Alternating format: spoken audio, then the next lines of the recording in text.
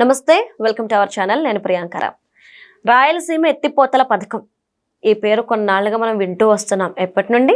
జగన్మోహన్ రెడ్డి గారి హయాం నుండి. మరి ఈ ప్రాజెక్ట్ కంప్లీట్ అయిందా? లేదు, ఆగిపోయింది.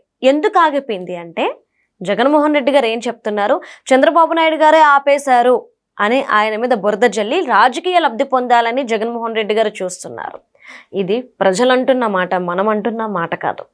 అయితే ఈ ఇష్యూ ఇప్పుడు ఎందుకు తెర మీదకి వచ్చింది అంటే ఇక్కడ రేవంత్ గారు ప్రస్తావించడం వల్ల ఇప్పుడు జగన్మోహన్ రెడ్డి గారు మళ్ళీ వచ్చి నేను మంచి చేయాలనుకుంటే దాన్ని రేవంత్ గారు చంద్రబాబు నాయుడు గారు అడ్డుకుంటున్నారు అని మళ్ళీ అంటున్నారు. అసలు ఏంటి ఈ రాయలసీమ ఎత్తిపోతల పథకం వెనుకున్న కథ ఏంటి అనేది తెలుసుకుందాం. మనతో మాట్లాడడానికి, మనకి దీని గురించి ఎక్స్ప్లెయిన్ చేయడానికి ప్రముఖ పొలిటికల్ అనలిస్ట్ అప్పసాని రాజేష్ గారు ఉన్నారు. ఆయనతో మాట్లాడతాం. నమస్కారం సార్. నమస్కారం సార్. అసలు ఈ రాయలసీమ ఎత్తిపోతల పథకం ఎవరు స్టార్ట్ చేశారు? ఎందుకు ఆగిపోయింది? దీనికి చంద్రబాబు నాయుడు గారికి రేవంత్ రెడ్డికి ఉన్న సంబంధం ఏంటి? ఇప్పుడు వాస్తవంగా రాయలసీమ డ్రాట్ మిటిగేషన్ ప్రాజెక్ట్ అని చెప్పని దానికి పేరు పెట్టుకున్నారు. రాయలసీమ కరువు నివారణ ప్రాజెక్ట్ అని చెప్పని. ఆ ప్రాజెక్టు 2020 మే 5వ తారీఖు రోజు జగన్మోహన్ రెడ్డి గారి ద్వారా శంకుస్థాపన చేయబడ్డ ప్రాజెక్ట్. ఇక్కడ గమనించుకుంటే ఒకసారి రాష్ట్ర విభజన జరిగిన తర్వాత Krishna river management board and Godavari river management బోర్డుల ఏర్పాటు జరిగిన తర్వాత కేంద్ర ప్రభుత్వం ద్వారా రూపొందించబడ్డ రాష్ట్ర విభజన చట్టంలో ఏం మెన్షన్ చేశారు అని అంటే, ఇవాళ ఉమ్మడి నదులుగా ఉన్న కృష్ణా గోదావరి నదులు, ఆ నదీ జలాలు ఎవరు ఏ విధంగా పంపిణీ చేసుకోవాలి అనేది ప్రాజెక్టుల వారీగా కేటాయింపులు మెన్షన్ చేశారు అందులో. అలాగే రాబోయే రోజుల్లో పరిష్కరింపజేసుకోవాల్సిన ప్రాజెక్టుల గురించి కూడా అందులో మెన్షన్ చేశారు. తెలంగాణ ప్రాంతంలో కలవకుర్తి, నెట్టెంపాడు, అలాగే ఆంధ్ర ప్రాంతంలో వెలుగొండ, అలాగే హంద్రినివ, గాలేరు నగరి, ఇట్లా ఇంకొక 4 ప్రాజెక్టులు, వాటిని కూడా మెన్షన్ చేశారు. ఇలా 6 ప్రాజెక్టులకు సంబంధించిన కేటాయింపులు అప్పటికి ఇంకా అపరిష్కృతంగా ఉన్నాయి. కృష్ణానదిలో ఉండే మిగులు జలాలని లెక్కించి వాటిని తెలంగాణ ఈ 2 ప్రాజెక్టులకి, ఆంధ్ర ప్రాంత ఈ 4 ప్రాజెక్టులకి కేటాయింపులు చేసుకోవాల్సి ఉంది అని చెప్పారు. దానికోసం ఒక కమిషన్ అపాయింట్ చేశారు. అదే సందర్భంలో ఇవాళ భవిష్యత్తులో కనుక తెలంగాణ కానీ ఆంధ్రప్రదేశ్ కానీ ఏదైనా కొత్త ప్రాజెక్టులు కనుక సంకల్పిస్తే ఆ ప్రాజెక్టులకు సంబంధించిన డిపిఆర్, అంటే ఆ ప్రాజెక్ట్ ఎక్కడ నిర్మాణం చేయాలనుకుంటున్నారు, ఏ విధమైన ప్రాజెక్ట్ నిర్మాణం చేయాలనుకుంటున్నారు, ఆ ప్రాజెక్ట్ కెపాసిటీ ఎంత, ఆ ప్రాజెక్టుకి ఎంత ఖర్చు పెట్టాలనుకుంటున్నారు, ఆ ప్రాజెక్టు ద్వారా నీరు ఎక్కడి నుంచి ఎక్కడికి పారించాలనుకుంటున్నారు, ఇవన్నీ మెన్షన్ చేస్తూ ఒక డీటెయిల్డ్ ప్రాజెక్ట్ రిపోర్ట్ ఉంటుంది. ఇవాళ ఆంధ్రప్రదేశ్ ప్రభుత్వం ఒక ప్రాజెక్ట్ సంకల్పించుకుంది. ఇప్పుడు మనం మాట్లాడుకుంటున్న ఈ రాయలసీమ డ్రాట్ మిటిగేషన్ ప్రాజెక్టు, దాన్ని రాయలసీమ ఎత్తిపోతల పథకం అంటున్నారు. ఆ ప్రాజెక్టు సంకల్పించుకుందే అనుకో, దానికి సంబంధించిన డిపిఆర్ మొట్టమొదటి తెలంగాణకి ఇవ్వాలి. మేము ఈ ప్రాజెక్టు కట్టాలనుకుంటున్నామని కేఆర్ఎంబికి ఇవ్వాలి, కేంద్ర ప్రభుత్వానికి ఇవ్వాలి, పర్యావరణ అనుమతులు తెచ్చుకోవాలి. ఇవన్నీ వచ్చిన తర్వాత కానీ ప్రాజెక్టు టేకప్ చేయడానికి వీలు కాదు. అదే విధంగా తెలంగాణకు కూడా ఇదే వర్తిస్తుంది. వాళ్ళు ఏదైనా ఒక ప్రాజెక్ట్ నిర్మాణం చేయాలి అనుకున్నప్పుడు ఆ ప్రాజెక్ట్ డిపిఆర్ ఆంధ్రప్రదేశ్ రాష్ట్రానికి ఇవ్వాలి మొట్టమొదట. ఇది విభజన చట్టంలో భవిష్యత్తులో నీటి యుద్ధాలు తలెత్తకుండా ఉండటం కోసం 2 రాష్ట్రాల మధ్య, 2 ప్రజల మధ్య భవిష్యత్తులో వివాదాలు తలెత్తకుండా ఉంచడం కోసం కేంద్ర ప్రభుత్వం ద్వారా చూపించబడ్డ పరిష్కారాలు. కానీ జగన్మోహన్ రెడ్డి ఈ ప్రాజెక్టుకి డిపిఆర్ లేదు, ఈ ప్రాజెక్టుకి కేంద్ర ప్రభుత్వ అనుమతులు లేవు, ఈ ప్రాజెక్టుకి పర్యావరణ అనుమతులు లేకుండా ఏకపక్షంగా శంకుస్థాపన చేశాడు. అలా చేసిన నేపథ్యంలో తెలంగాణ ప్రభుత్వం ఈ అంశాన్ని కేంద్ర ప్రభుత్వం దృష్టికి తీసుకెళ్ళింది, కేఆర్ఎంబి దృష్టికి తీసుకెళ్ళింది. కొందరు వ్యక్తులు నేషనల్ గ్రీన్ ట్రిబ్యునల్లో కేసులు ఫైల్ చేశారు. ఎటువంటి పర్యావరణ అనుమతులు లేకుండా ఆంధ్రప్రదేశ్ ప్రభుత్వం ఒక ప్రాజెక్టు సంకల్పిస్తుంది అని చెప్పని. అప్పుడు ఎన్జిటి ఇన్వాల్వ్ అయ్యి ఈ ప్రాజెక్టు టేకప్ చేయడానికి వీల్లేదు, పర్యావరణ అనుమతులు లేకుండా మీరు ప్రాజెక్ట్ నిర్మాణం చేయొద్దు అని చెప్పని రాష్ట్ర ప్రభుత్వాన్ని ఆదేశిస్తూ ఆదేశాలు ఇచ్చింది. 2020లోనే అట్లా పురుడు పోసుకుంటున్న స్థితిలోనే ఆ ప్రాజెక్టు ముగిసిపోయింది దాని ప్రస్థానం. ఓకే, మనం చూస్తుంటాం కదా, ఇప్పుడు కొన్ని మన విత్తనాలు నాటుతాం, అవును, కొన్ని మొక్కలుగా పెరుగుతాయి, కొన్ని ఆ మొదట్లోనే భూమిలోనే కొనారిల్లిపోతాయి, ఆ విత్తనాలే అంటే చెడిపోతాయి. కొన్ని మొక్క అట్లా మొలిసినాక ఆ మొక్క ఎదిగిరాదు. అలాగే ఈ జగన్మోహన్ రెడ్డి సంకల్పించుకున్న ప్రాజెక్టు కూడా శంకుస్థాపన, దానికి ముగింపు కూడా 2020లోనే జరిగిపోయింది. అయితే మన తెలంగాణ ముఖ్యమంత్రి రేవంత్ రెడ్డి గారు అక్కడ ఆయనకి కేసీఆర్ గారికి మధ్య, కాంగ్రెస్ పార్టీకి బీఆర్ఎస్కి మధ్య ఎవరు తెలంగాణ నీటి హక్కులను కాపాడుతున్నారు అన్న అంశం ప్రాతిపదికగా కొద్దిగా వాద ప్రతివాదనలు, విమర్శలు ప్రతివిమర్శలు నడుస్తూ ఉన్నాయి. ఆ నడుస్తున్న నేపథ్యంలో ఆయన్ని ఇప్పుడు ఆంధ్రప్రదేశ్ రాష్ట్ర ముఖ్యమంత్రిగా ఉన్న చంద్రబాబు నాయుడు గారిని రాజకీయ గురువు కాబట్టి, అంటే ఆ పార్టీలో గతంలో రేవంత్ రెడ్డి గారు పనిచేసి ఉన్నారు కాబట్టి, నువ్వు నీ గురువుకి లబ్ధి చేకూరుస్తా తెలంగాణ ప్రజలను తాకట్టు పెడుతున్నావు అని చెప్పని బీఆర్ఎస్ పార్టీ విమర్శ చేసింది. ఇక్కడ గమనించుకోవాల్సింది ఏంటి అంటే, బీఆర్ఎస్ అధినేత కేసీఆర్ గారు కూడా చంద్రబాబు నాయుడు గారితో పాటు సహచరుడిగా పనిచేసిన వాడే, ఆయన క్యాబినెట్లో ఈయన కూడా మంత్రిగా పనిచేసిన వాడే. మరి తాను మాత్రం మరి గతంలో తాను పనిచేసిన నాయకుడి ప్రయోజనాలకి భిన్నంగా తాను మాత్రం తెలంగాణ ప్రయోజనాల కోసం కట్టుబడ్డట్టు, రేవంత్ రెడ్డి గారు మాత్రం తెలంగాణ ప్రయోజనాలను కూడా పణంగా పెట్టి చంద్రబాబు నాయుడు గారి ప్రయోజనాలు నెరవేర్చుతున్నట్టుగా కేసీఆర్ గారు విమర్శలు చేస్తూ ఉన్నారు.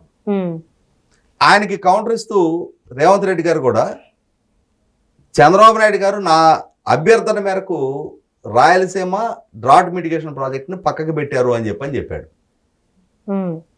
కానీ ఇది రేవంత్ రెడ్డి గారి హయాంలోనో చంద్రబాబు నాయుడు గారి హయాంలోనో జరిగిన ప్రక్రియ కాదు. ఇది కేసీఆర్ గారు జగన్మోహన్ రెడ్డి గారి హయాంలో జరిగింది.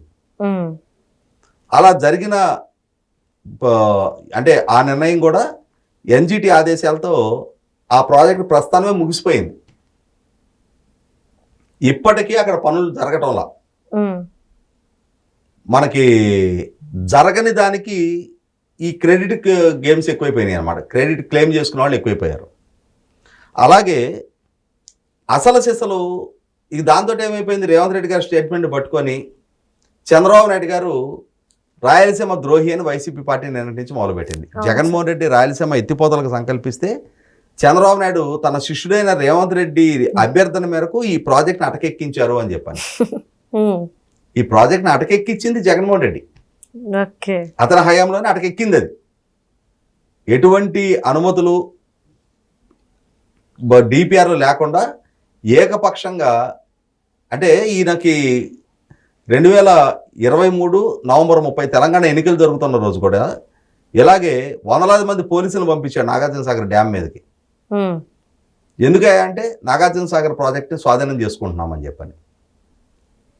ఇప్పుడు నిన్న చూసాం మనం, అమెరికా దళాలు వెనిజులా లోపలికి చొరబడి ఆ దేశ అధ్యక్షుని పట్టుకుపోయారు.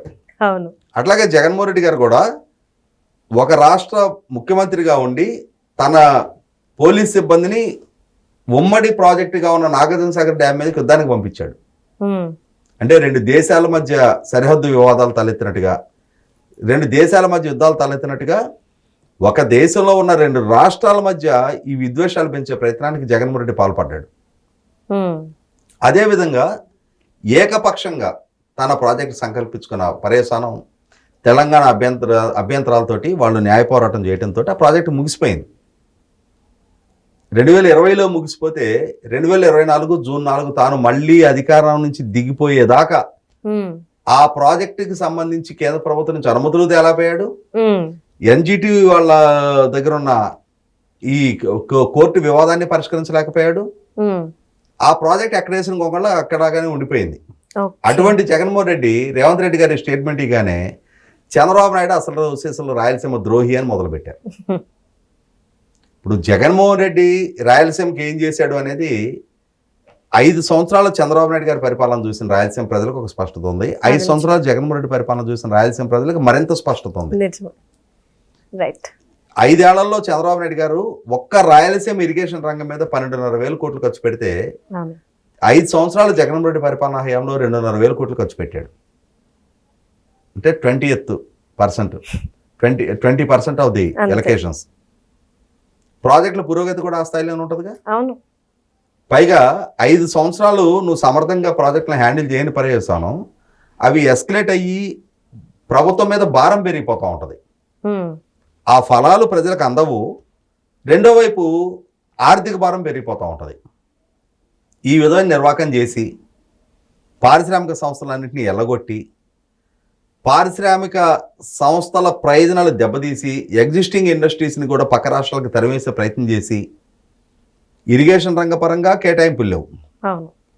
అలాగే డ్రిప్ పరికరాల పరంగా చంద్రబాబు నాయుడు గారు 5 సంవత్సరాల్లో 17 లక్షల ఎకరాలకు డ్రిప్ పరికరాలు ఇస్తే ఈయన 5 సంవత్సరాల టెన్యూర్ మొత్తం కూడా పథకాన్ని పడకనేది పెట్టి కర్ణాటక అపరభద్ర నిర్మాణం చేస్తుంటే మౌన ప్రేక్షకుల్లాగా చూస్తా ఊరుకొని కేసీఆర్ గారితో పాటు జగన్మోహన్ రెడ్డి కేంద్ర జలశక్తి శాఖ మంత్రి దగ్గర అపెక్స్ కౌన్సిల్ మీటింగ్లో పాల్గొని ఆ మీటింగ్లో కృష్ణానదీ జలాలని సమాన ప్రాతిపదిక మీద పంచుకోవాలి అని చెప్పని తెలంగాణ ముఖ్యమంత్రి కేసీఆర్ గారు ప్రతిపాదన తెస్తే దానికి కనీసం తన అభ్యంతరాన్ని కూడా వ్యక్తం చేయని పర్యవసానం ఇవాళ ఉన్న 512 టీఎంసీల ఆంధ్రప్రదేశ్ కేటాయింపులు 299 టీఎంసీల తెలంగాణ కేటాయింపుల్ని సమాన ప్రాతిపదిక మీద పంచడం అంటే 405.5 టీఎంసీలు ఒక్కొక్క రాష్ట్రానికి కేటాయింపులు చేయాలి. అవును సార్.